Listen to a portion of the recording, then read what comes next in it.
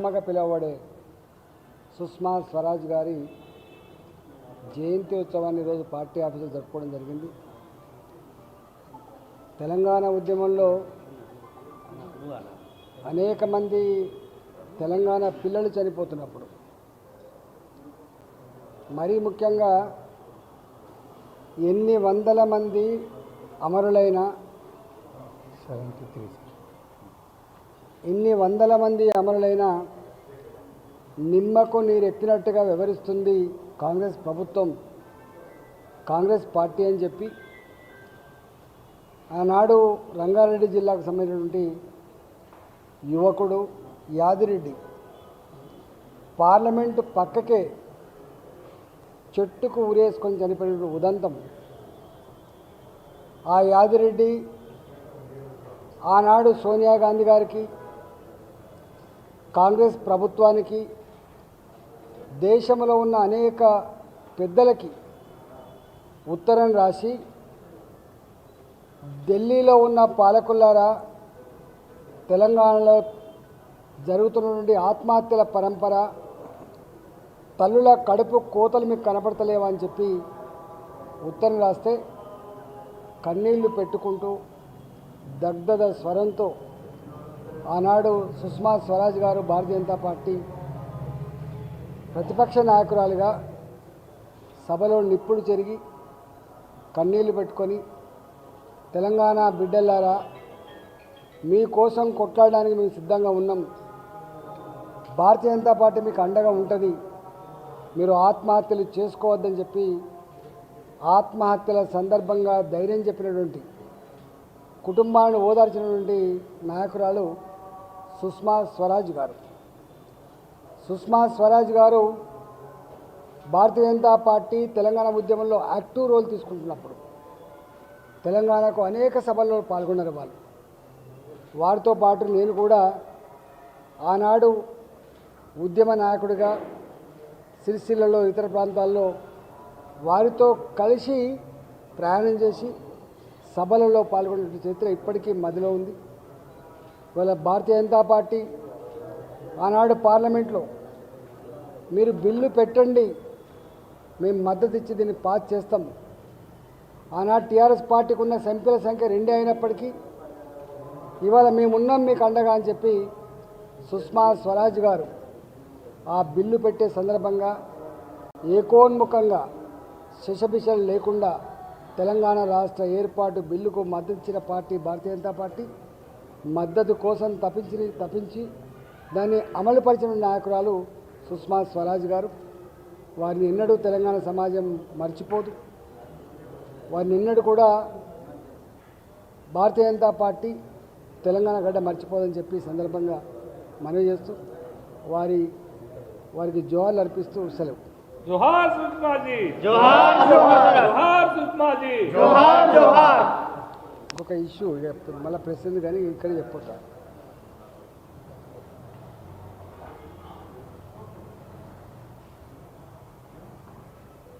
తెలంగాణలో ఎమ్మెల్సీ ఎన్నికలు జరగబోతూ ఉన్నాయి. ఆదిలాబాద్, నిజామాబాద్, మెదక్, కరీంనగర్ పాత ఉమ్మడి 4 జిల్లాల పరిధిలో మా టీచర్స్ ఎమ్మెల్సీ అభ్యర్థిగా మల్క కొమరయ్య గారు, అదేవిధంగా గ్రాడ్యుయేట్స్ నియోజకవర్గానికి భారతీయ జనతా పార్టీ అభ్యర్థిగా అంజిరెడ్డి గారు, ఖమ్మం, వరంగల్, నల్లగొండ జిల్లాలకు సంబంధించినటువంటి టీచర్స్ ఎమ్మెల్సీ అభ్యర్థిగా సర్వోత్తమ్ రెడ్డి గారు అధికారికంగా పార్టీ పక్షాన ఇవాళ బరిలో దింపడం జరిగింది. ఇప్పటికే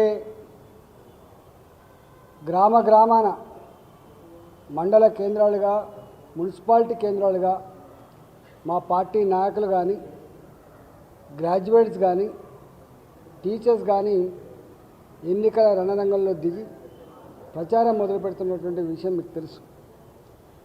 ఇవాళ ఇక్కడ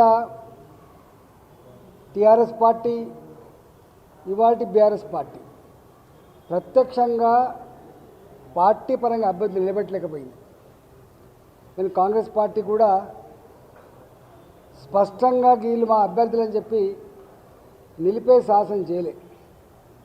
ఎందుకంటే వీళ్ళు పట్టభద్రులు కాబట్టి, వీళ్ళు టీచర్లు కాబట్టి, సామాజిక దృక్పథం కలిగిన వాళ్ళు కాబట్టి, ప్రాపంచిక దృక్పథం ఉన్నవాళ్ళు కాబట్టి, వీళ్ళను ఎవరో పోయి ఇన్ఫ్లుయెన్స్ చేస్తే ఓట్లు వేసేవాళ్ళు కాదు కాబట్టి, స్వతంత్ర ఆలోచన కలిగి ఎవరిని ఎన్నుకుంటే, ఎవరికి ఓటు వేస్తే రేపు మా కోసం నిలబడతారు అనే ఆలోచన చేసి ఓట్లేసే సందర్భం వాళ్ళు కాబట్టి, ఇవాళ భారతీయ జనతా పార్టీ టీచర్ల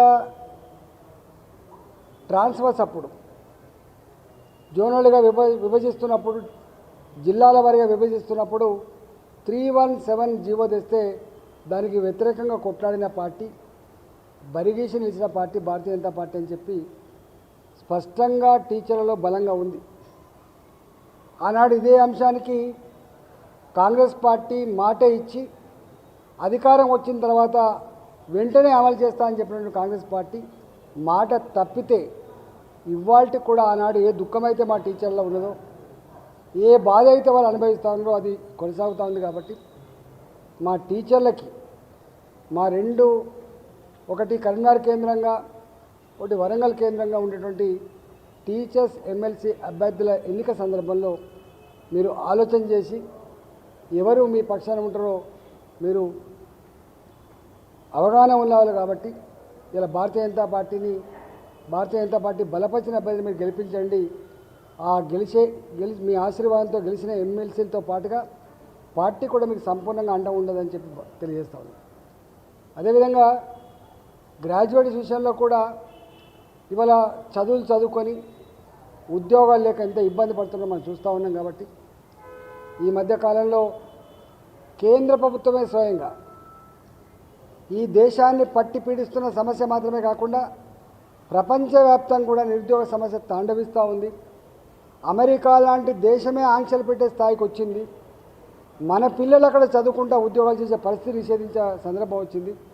ఇది అత్యంత గంభీరమైన సందర్భంగా ఇట్లే వదిలిపెడితే, యువశక్తిని కనుక దేశ పురోగమనంలో వాడుకోకపోతే దేశం అభివృద్ధి చెందే ఆస్కారం లేదని చెప్పి భావించి 2024-25 బడ్జెట్లో 4 లక్షల కోట్ల రూపాయలు ఈ నిరుద్యోగ సమస్యను అడ్రస్ చేయడం కోసం బాజాప్తా బడ్జెట్లో పెట్టి చిన్న పరిశ్రమలు, మధ్య పరిశ్రమలు, చిన్న వ్యాపారులు, స్టార్టప్స్లలో జ్ఞానం కలిగి స్టార్టప్ పెట్టుకునే వాళ్ళు, కొత్త రంగాల్లో ఎంటర్ అయ్యే వాళ్ళు, ఇవాళ స్కిల్ డెవలప్మెంట్ సెంటర్ల తర్వాత ఉద్యోగం ఇచ్చే కంపెనీలకు మనం ఆర్థిక పరిపుష్టి అందించడం, అనేక రకాల, ఒక్క మాట చెప్పాలంటే మొట్టమొదటిసారిగా మోడీ గారి ప్రభుత్వం నిరుద్యోగుల సమస్యను అడ్రస్ చేసే ప్రయత్నం చేస్తూ ఉంది.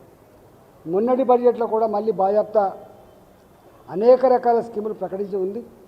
అంటే భారతీయ జనతా పార్టీ నరేంద్ర మోడీ గారి నాయకత్వంలో కేంద్రంలో ఉన్న ప్రభుత్వం ప్రపంచవ్యాప్తంగా ఉన్న నిరుద్యోగ సమస్య చాలా భయంకరమైంది.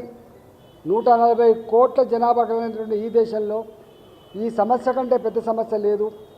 దేశంలో 5వ ఆర్థిక వ్యవస్థగా ఎదిగిన మనం రేపు 3వ ఆర్థిక వ్యవస్థగా ఎదగాలంటే యువశక్తి కనుక భాగస్వామ్యం కాకపోతే, యువశక్తిని కనుక వాడుకోకపోతే, యువశక్తిని పురోగమనంలో ఇన్వాల్వ్ చేయకపోతే ఇవాళ క్షమించాలని నేరం చేస్తున్న వాళ్ళమని చెప్పి గ్రహించి ఇవాళ నిరుద్యోగ సమస్య కోసం ఇవాళ బాజాప్తా 2024-25లో 25-26లో నిధులు కేటాయించి సమస్యను అడ్రస్ చేస్తున్న ప్రభుత్వం కాబట్టి, పార్టీ కాబట్టి ఇలా నిరుద్యోగ యువకులారా మీరంతా కూడా ఆలోచన చేయండి.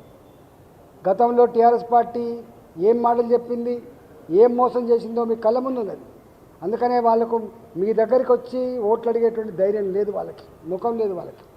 కాంగ్రెస్ పార్టీ కూడా ఇవాళ సంవత్సర కాలంలోనే అన్ని వర్గాల చేత చీకొట్టించుకుంటున్న ప్రభుత్వం, గీ ప్రభుత్వం అని చెప్పి అనుకునే ప్రభుత్వం ఎంత ఇష్టంగా తెచ్చుకున్నావో అంత అసహించుకున్న సందర్భం. కాబట్టి కాంగ్రెస్ పార్టీ నైజమైందో, కాంగ్రెస్ పార్టీ ఆలోచన ఏందో అర్థమైంది. కాబట్టి ఇవాళ కాంగ్రెస్ పార్టీ మీద కూడా విముఖత ఉంది. కాబట్టి ఇవాళ నేను నిరుద్యోగ యువతకి, పట్టభద్రులకు నేను వినమ్రంగా విజ్ఞప్తి చేస్తున్నా.